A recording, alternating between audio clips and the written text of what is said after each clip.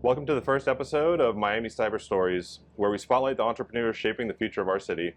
I'm Matt Mulcahy, founder and CEO of Miami Cyber, and I couldn't think of anyone better to be my inaugural guest than the two people who have played a big role in my own journey. Eric and Vanessa aren't just husband and wife and neighboring business owners, they've also become close personal friends over the years. In fact, they were among the earliest and strongest supporters when I was deciding whether to start my own business, so it's only fitting that we kick off this podcast with their story, one that blends food, community, and purpose. How's it going today? Great. Racing before the pizza shop opens. Oh, yeah. We are. Hi, Matt. How are you? Hey, Vanessa. Hey, Eric. So let's jump right in. So, Eric, what inspired you to start Local Pie? What's the story behind the name and the concept?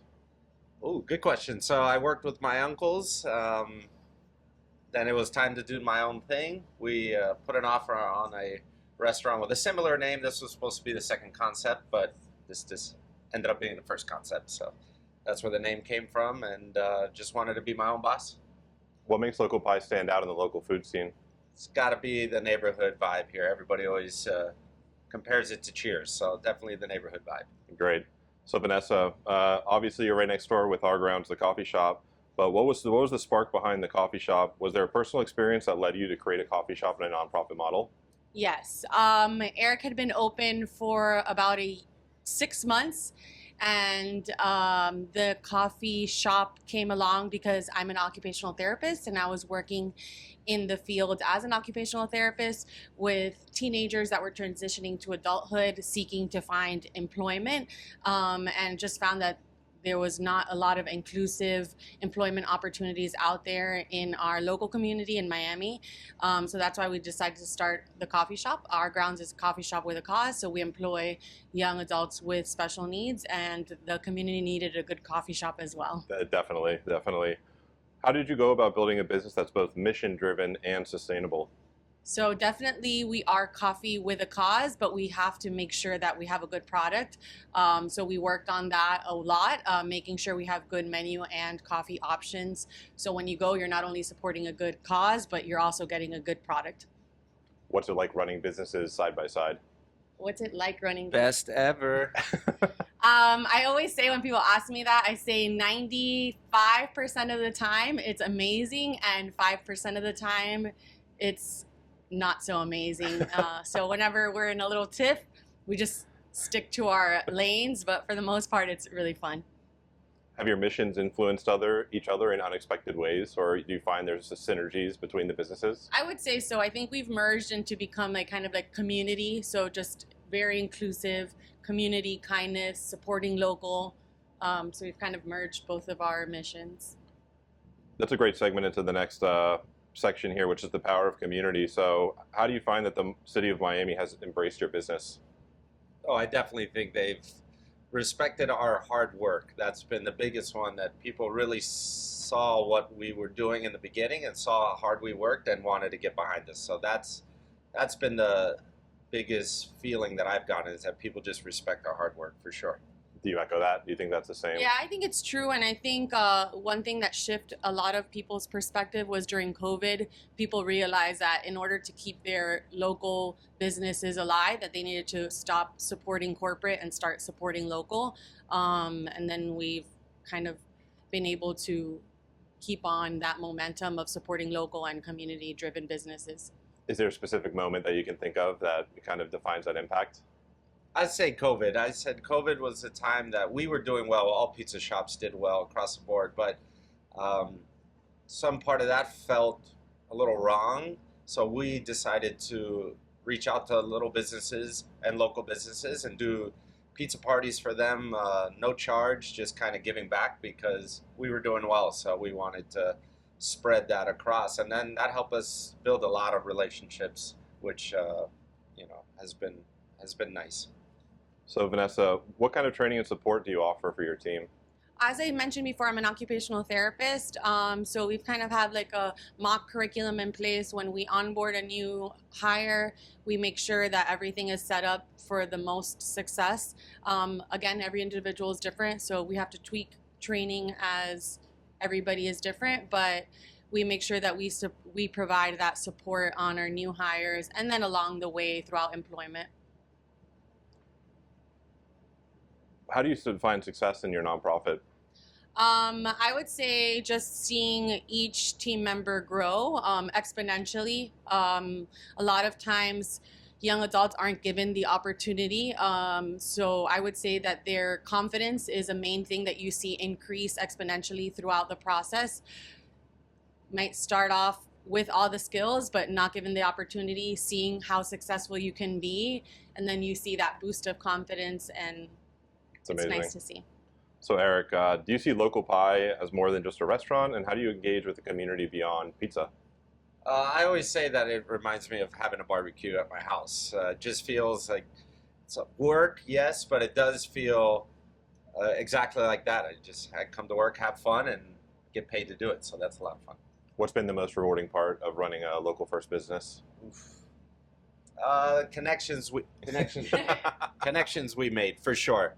Nice. The doors Yeah. the doors it's opened for us has been overwhelming, and then just meeting new people, and then yeah, there's definitely the people for sure. Vanessa, did you have a... Yeah, I mean, all our best friends now are really people that we've met within the last 7 years through Local Pie. So, I mean, I can't put a price our on grounds. that. Yeah, and our grounds, Yeah. but I can't put a price on that. That's awesome. So kind of pivoting into, the technical side of the business, how does technology support and add value to your day-to-day operations? So, we are small mom and pop, so I would say our technology isn't probably the best that it can be, but we do. People find us on Google, Yeah. on Yelp, Instagram. That's all technology. Yeah, social media. Social media is a big one. Yelp is a big one, and then all our systems are like our point of sale systems and stuff. We use that as well on the daily to look at our numbers, to look at inventory, things in that regard. That's great. And you both run the same POS system, so... We don't. You don't? You run So different? when he started, he had a different one, and he acquired that piece of equipment. And then when I started, because of our cause, I was trying to get something that was the easiest to use. So that's why I chose Square. So Eric, I think it's time to talk about the elephant in the room, which is... Website. Has your business ever faced any digital challenges? Yes, actually, how I met Matt. So a little backstory for the podcast is Matt was the customer who I did not know and kept coming to buy pizza and harassing me about my website. I'm not a techie guy. I had no idea. Actually, my wife does my website, and it had a virus for a couple weeks. Too long. Couple weeks, Months. maybe even a month or two. And he kept bothering me, hey, the website, hey, the website, hey, the website. But 7 years later, I'm kind of cracking that. It does make a big difference. And now it's something that I notice whenever I look online at new restaurants. His website is definitely big. So, yeah, that was how Matt and I met for sure. That's great. So moving into the end of this and really the lightning round we're going to do, Eric, let's do it with you first. So you Love it. ready? Yes. Best single bite in Miami. Our That's better. not Local Pie. Our better. Specifically, what hot dog? Oh, I'm going to do the West Virginia that we're Yeah. trying to rename. Come on, Dave. Let's do it. One word to describe your business. Spitfire. Ooh. I'll come back to that. Okay. Dream collaboration. Collaboration. Wow, these are good. Our better. No. No. I don't have an answer for that. They're all good. If you weren't doing this, what would you be doing? This is the only thing I'll be doing. And best croquette in Miami. Oh, actually, my pizza maker Align makes the best croqueta by far. Wow. Okay. All right, Vanessa, you're up. Okay. I'm gonna say local is the word. I was looking for something else. That describes Local Pie. Uh-huh. All right. All right, Vanessa, we'll start from the top. Best single bite in Miami. Local Pie. One word to describe your business. I have two. Okay. You got to think about 50-50. it. Community and kindness. That's awesome. Dream collaboration. Dream collaboration. That one's tricky. But I would say my dream collaboration would probably be with another coffee shop. Like just a couple of other coffee shops, like get together and do something cool. Okay. If you weren't doing this, what would you be doing? Living on the beach in the Bahamas. Yeah, not working. Best croquette in Miami. Sunset Bakery. Oh yeah, I agree with that. All right, so the point of this podcast is really just to get a quick peek into the life of local entrepreneurs and just let everybody know, where can people find you online and in person to either grab a coffee or get a quick bite of pizza? Address and Instagram handle. 10716 Southwest 113th Place. And we're working on the online. Matt's going to be upgrading our website here pretty soon. So that's going to be a lot of fun. Okay, and you're right next to each other, Sable Chase. And then any final advice for aspiring entrepreneurs? I mean, Eric, I know you told me, I had gotten a book from someone and it was all about starting a side hustle and having a salary job and kind of slowly building it up. And, your approach was complete opposite to that, and you were kind of really on me about it. Can you talk about that mindset? I've always believed that you got to be all in.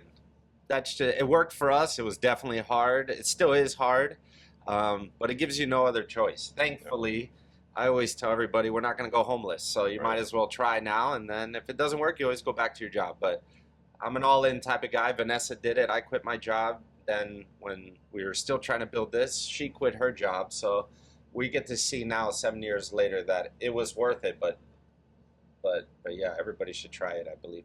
Any advice for aspiring entrepreneurs, Vanessa? Persevere.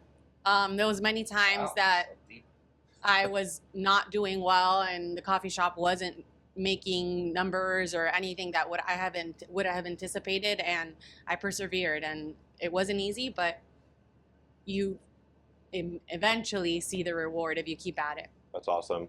Well, thanks so much for being my first episode, Miami Cyber Stories. Get the best pizza in town, a local pie over here in Sable Chase, and I hope everyone has a great day, and keep an eye out for episode 2. All right. Thanks so much. Thank you. Bye. Bye. Thank you, guys.